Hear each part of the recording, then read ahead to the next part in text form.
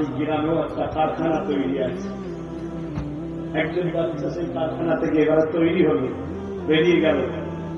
তাই তো কবি কবির ভাষায় বলছে, পৃথিবীতে যদি আগুন লেগে পুড়ে যায় সমস্ত বইয়ের দোকান, পৃথিবীতে যদি আগুন লেগে পুড়ে যায় সমস্ত বইয়ের দোকান, তথাপিও বিশ্ব থেকে মুছবে না পবিত্র আল কোরআন। সমস্ত কিতাবগুলো যদি পুড়ে যায় আগুন থেকে, পৃথিবীতে কোরআন মুছবে। হাফেজরা পড়বে, উলামারা লিখে দেবে। বলুন সুবহানাল্লাহ। সেই কারখানা তৈরি হয়েছে আপনার গ্রামে, কত ভালো কথা। সেই উদ্দেশ্য তো এই মাহফিল, আল্লাহ কবুল করে। আল্লাহুম্মা আমিন। ঠান্ডা লাগছে না একটু বলবো? কারা কারা শুনতে চান না হাত তুলুন। এতক্ষণ ধরে এই শুনলেন? হ্যাঁ, মহব্বত দেরি শেষ। এত ভালোবাসাই বললাম, ঠিক আছে, একটু মাইন্ডটা ফিরিয়ে গেল না? চিন্তা করার কিছু নেই। আমাদের রব হলো রব্বুল আলামিন, আর আমাদের নেতা হলো রাহমাতাল লিল আলামিন। জোরে বলুন সুবহানাল্লাহ। আমরা বলি না আল্লাহ আপনার রহমতের ওসিলায় আমাদেরকে জান্নাতি, বলি না। আল্লাহর রহমতটা কি? আল্লাহর রহমত হলো মুহাম্মদ রাসূল। জোরে বলুন সুবহানাল্লাহ। ওয়া মা আরসালনাকা ইল্লা রাহমাতাল লিল আলামিন। যার রহমত আমি আপনাকে দুনিয়ায় পাঠালাম। জোরে বলুন সুবহানাল্লাহ। নবী চিনলে নে, মুসলিম দাবি করো। নবী চিনলে নে, নামাজি বলো। নবী চিনলে না, হাজি বলো। একদিন উমর ফারুক কাবা শরীফে গেছে, আর হযরত মাওলানা আলী শেরে খোদাও রয়েছে। হযরত উমর ফারুক হাজারে আসওয়াদের চুমা দেবে, দিবার সময় বলছে, পাথর তোকে আমি চুমা দিতাম না যদি আল্লাহ রসুলের ঠোঁট তোকে না লাগতো। তুই আমার ভালো করতে পারবি না, ক্ষতিও করতে পারবি না। হযরতে মাওলানা আলী পাশে ছিলেন। হযরতে আলীকে বলুন ইলমের দরজা। জোরে বলুন সুবহানাল্লাহ। আল্লাহ নবী বলেন, আমি ইলমের শহর, আর আলী হলো এই শহরের দরজা।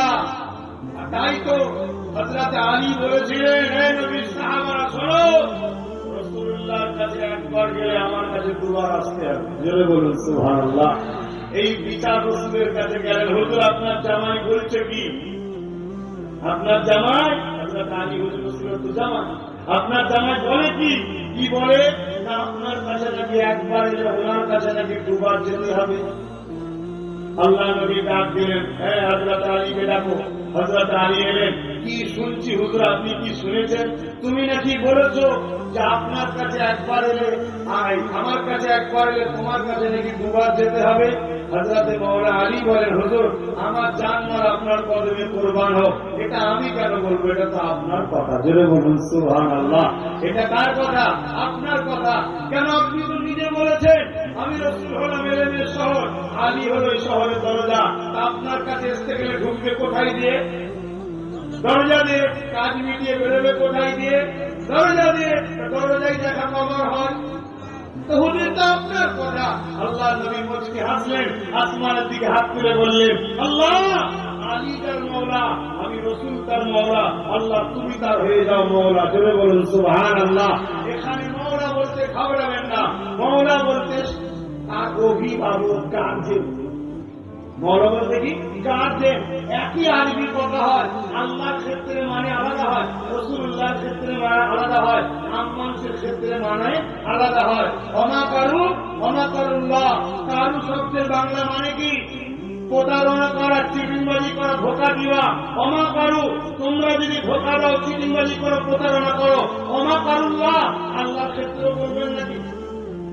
বড় চিটিংবাজ, বড় ধোঁকাবাজ, নাউযুবিল্লাহ, তখন মানে চেঞ্জ হয়ে যাচ্ছে কি? আল্লাহ তোমাদের চিটিংবাজি, ধোঁকাবাজির উপরে জ্ঞান রাখে। যেন বলুন সুবহানাল্লাহ। একই ওয়ার্ড, মানে চেঞ্জ হয়ে যাবে। ঠিক তেমনই মাওলানা আলী ঘেবড়ে যাবেন না, অর্থাৎ অভিভাবক। অর্থাৎ রাসূল বললেন, আল্লাহ আলী যার যার অভিভাবক হবে, অর্থাৎ যে আলীকে গার্জেন বলে মানবে, আমি রাসূল তার গার্জেন আর আমি তার গার্জেন হব, আল্লাহ তুমি তাদের জন্য রহমতের চাদর বিছিয়ে দাও, ঢেকে দাও। জোরে বলুন সুবহানাল্লাহ। তো ভাইরা আমার, হযরত মাওলানা আলী পাশে ছিলেন।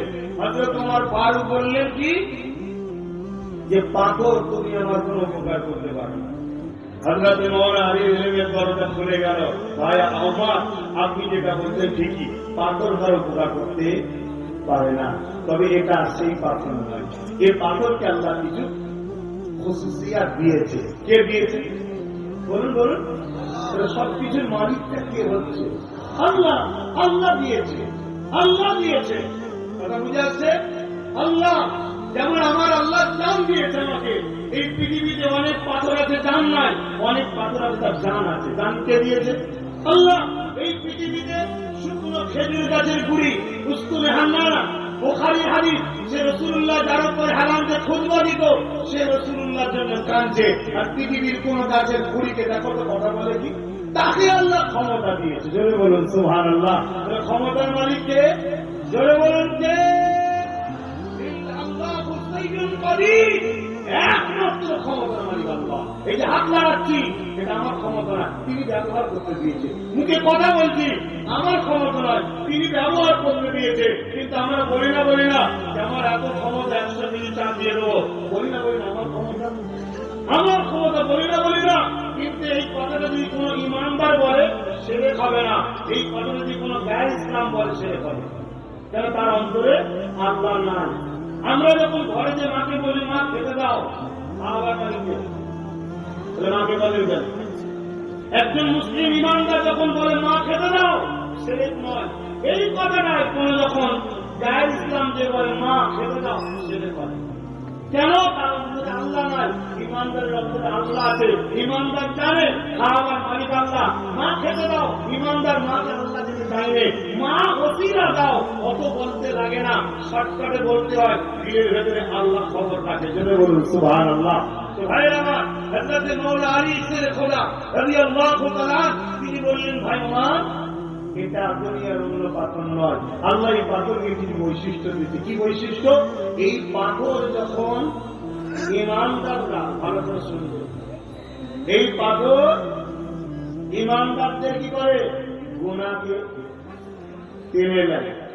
ইমান আলাদা জিনিস, গুনাহ আলাদা জিনিস, আমল আলাদা জিনিস, নেকি আলাদা জিনিস, সব আলাদা আলাদা। ইমান আলাদা, আমল হলো নামাজ, রোজা, হজ, যাকাত, দান, খায়, অর্থাৎ মাকাম বাড়াবার জিনিস হচ্ছে আমল। আর একটু খুলে বলছি, আমরা প্রত্যেকে জন্ম নিয়েছি পাসপোর্ট নিয়ে।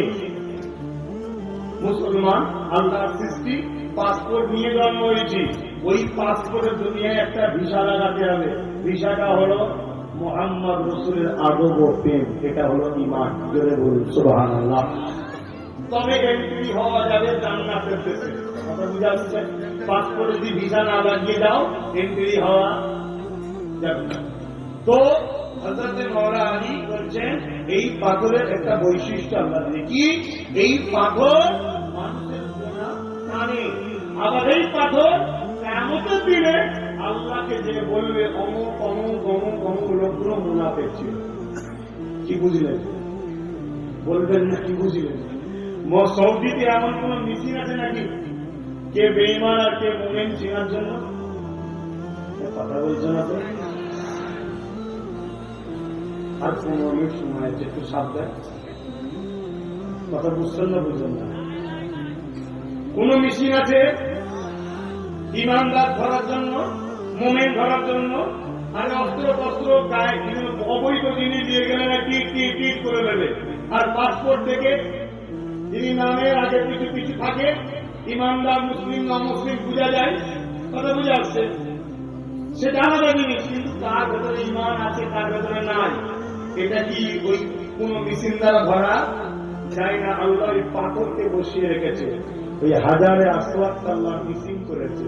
ও কিয়ামতের দিনে সাক্ষী দেবে কি? আল্লাহ এইগুলো সব মুনাফিক ছিল, এইগুলো সব মুমিন ছিল। জোরে বলুন সুবহানাল্লাহ। মুসলমান আমরা সবাই, প্রত্যেকটা বাচ্চা জন্ম হয় ফিতরাতের দিক দিয়ে মুসলমান। ওই মুসলমানকে মুসলিম ওই মোমেন তার মধ্যে লাগাতে হয়, মুখটাকে লাগাতে হয়, পরেশগার লাগাতে হয়, একটার পর একটা তফকা আছে, বুঝতে পারছেন তো নাকি? সব কাজ সেই জায়গাতে আমার রসুলের প্রেম, ভালোবাসা, আদর, এটা হলো ঈমান। জোরে বলুন সুবহানাল্লাহ। আমি আরো একবার দেখতে চাই, আমাদের জানের থেকে বেশি, জানের থেকে বেশি রসুলকে ভালোবাসতে হবে। এটা কি বলুন? ঈমান।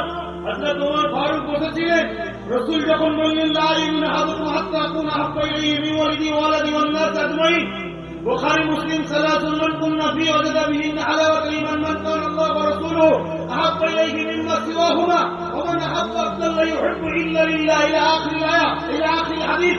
নবী যখন এইভাবে বলতে লেগেছে, ওমর ফারুক ওখানে বসেছিল, হুজুর সব কিছুর থেকে আপনাকে বেশি ভালোবাসি, ইল্লা মিন নাফসিন, জানের থেকে নয়। আল্লাহ নবী বলে হবে না, জানের থেকে বেশি ভালোবাসতে হবে।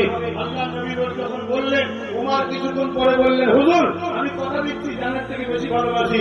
আল্লাহ নবী বললেন, ঈমান কামিল হলো। জোরে বলুন সুবহানাল্লাহ।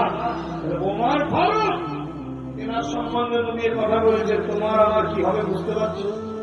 তাহলে জানের থেকে বেশি রাসূলুল্লাহকে যে বেশি ভালোবাসে সে কি ঈমানদার। আমি একবার দেখতে চাই, রসুল প্রিয় না জান প্রিয়? যার যার কাছে জানের থেকে রসুল প্রিয়, দুটো হাত তুলে একটু দেখাবেন, দুটো হাত তুলবেন।